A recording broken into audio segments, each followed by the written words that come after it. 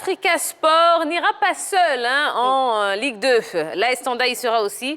Et on en parle avec Henri Jo. Salut la population Le déchet de Henri Jo. Comment? Le déchet. C'est pas grave. Je salue la population de Maple. Voilà. C'est quel genre de déhanché? On va y aller pour l'AS Tanda. C'est mieux, c'est mieux. Alors Henri Jo, quel bilan est-ce que vous pouvez nous dresser de l'AS Tanda cette saison? Alors déjà, on va faire le parcours de cette équipe de Tanda tout au long de la saison avec la première journée où cette équipe de Tanda quand même a été tenue en échec par le Racing Club d'Abidjan 0-0. Ensuite, lors de la deuxième journée, Tanda a battu le Stella Club d'Adjamé 3-1. La troisième journée, cette équipe de Tanda était exempte. Ensuite, la quatrième journée, Tanda est tombé face à Sol FC 3-1, 2-0 lors de la cinquième journée battu 2-0 face à l'équipe de Bouaké FC lors de la sixième journée, défaite face à la SEC Mimosa 1-0.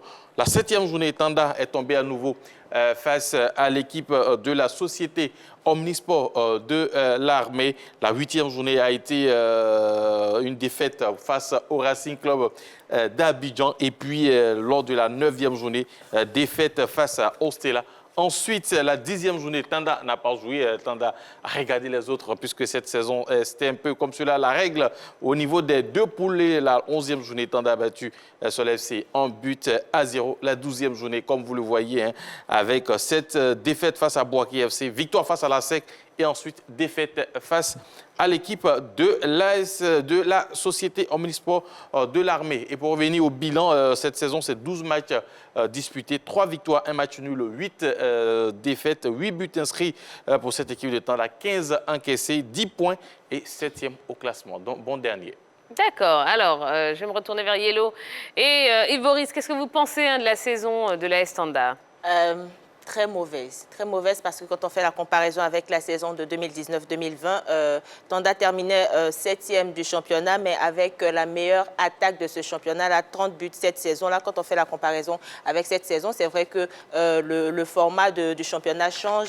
Tanda est toujours 7e, mais le ratio n'est pas très bon. 8 buts inscrits pour 15 encaissés. C'est la deuxième mauvaise défense du championnat actuellement. Donc, au vu des différentes comparaisons, c'est une très mauvaise saison pour cette équipe de Tanda. Saison désastreuse tout simplement pour cette équipe de l'AS Tanda. Henri Jo a donné les statistiques de cette équipe durant cette saison. Le contenu de jeu proposé par les garçons de AK Jean-Baptiste était un contenu très, très approximatif.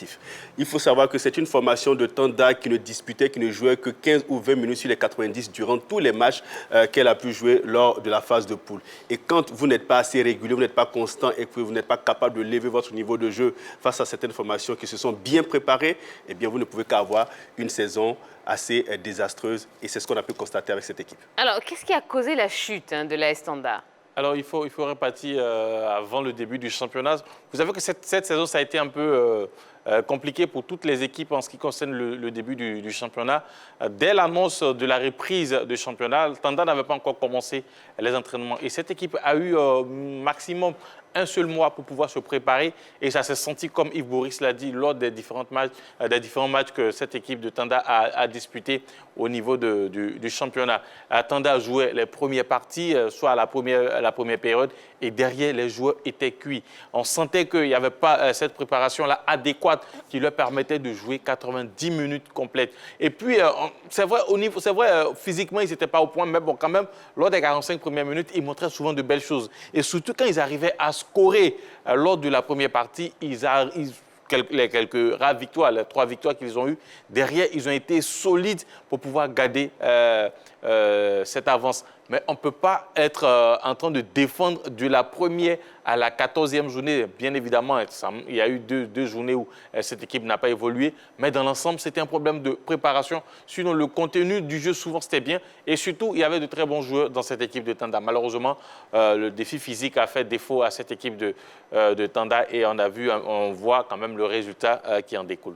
La mauvaise préparation, ils l'ont signifié. Mais j'ai envie de signifier aussi que l'équipe aurait été abandonnée par le président Séverin un Kwabena Yeboah, parce que quand on a eu un échange avec l'entraîneur, il nous a laissé entendre que le président n'a pas vite décaissé déjà les moyens pour que l'équipe puisse se préparer à temps. Elle a eu moins de 1 mois, pratiquement 3 semaines pour se préparer pour une compétition comme la Ligue 1 ivoirienne, où vous avez de gros cadors que sont l'ASEC, l'Africa, le FC San Pedro et consorts qui se préparent plus tôt pour jouer cette compétition. Donc cela a fait des fois cette équipe de l'AS Tanda. Et puis derrière, quand vous n'avez pas le soutien qu'il faut de la part des dirigeants pour chercher les joueurs, pour renforcer votre équipe et puis pour être performant, eh bien tout de suite, vous ne pouvez qu'avoir une telle saison. Moi, je ne suis pas totalement d'accord avec Yves Boris quand il parle du président qui n'a pas soutenu l'AS Tanda. On a constaté déjà que la fin de saison 2019-2020 était quand même assez difficile pour certains clubs financièrement. Et on a vu aussi qu'il y avait la crise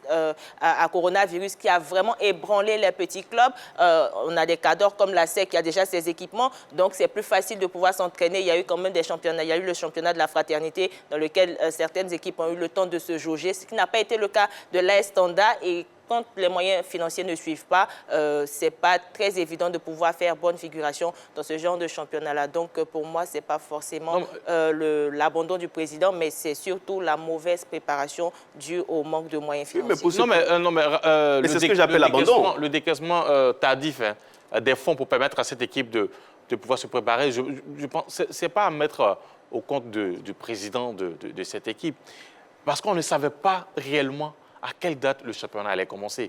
C'est vrai, certains clubs comme le Racing, comme la SEC, comme l'équipe de la SOA, ont commencé très tôt la préparation. Évidemment, le FC San Pedro, parce que d'abord, le FC San Pedro était engagé en Coupe africaine, tout comme le Racing Club d'Abidjan. Et la SEC, quand même, c'est la SEC. La SEC, depuis pas mal de temps, et on le sait tous en Côte d'Ivoire que c'est quand même l'équipe la mieux structurée. Donc la SEC peut commencer, même quand on ne connaît pas la date, la SEC peut très tôt commencer sa préparation.